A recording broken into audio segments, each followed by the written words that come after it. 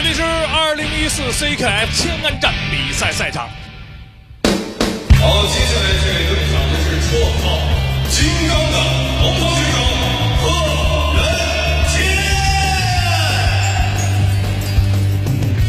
接下来有请绰号“黑山刀客”的黑帮选手吴兰。是，对，1.83米。哦，双方上来就是直拳，哦，漂亮。哦，连续是肘击拳，猛攻啊，连袭击，连对攻，连摆拳。我觉得乌拉汉他根本就一个组合啊。对我上来我就要把你 K 了啊！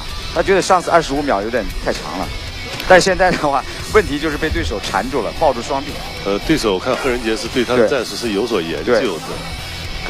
刚才这个是他有防备而来的。对，哎，哦，非常重的鞭腿啊，连续2个鞭腿，哇，3个鞭腿。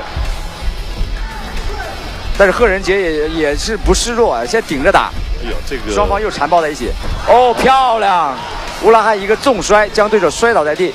现在我们看到他这砸拳，砸拳，他拿到了一个上位。对，而且这个身高，哦，这个敲背，这个是允许的，规则允许。对，我们听非常的重。哎，这个肘击不能向下，肘击不能90度，不能90度。哎，尤其不可以攻击颈椎。哎，刚才裁判已经示意了，不能90度。应该是 TKO 了，我觉得有可能。有 TKO， 因为下位的防没有有效的防守，没有效的防，连续的锤击。哎，这个连续的锤击，拍了。哦，哇，这场比赛非常精彩。何老师，刚才您讲就是说他那个肘击的话90度那个规则，您能给我们解释一下为什么不可以？这个在我们 CKF 的规则中间，也是我们现在国际这个在综合格斗的里头都有一个通用的规则，就是当运动员，尤其我们不管在任何情况下可以肘击，但是不能肘肩90度对运动员，这是对运动员伤害。好的，是裁判一个判。对我这个就很明显了，这个乌拉汉的话应该说是毫无争议的战胜了对手。这个我们刚才继续讲到一个肘击的问题，刚才裁判在过程中间已经提示他不能再肘击，对，90度肘击，因为我们保护运动员。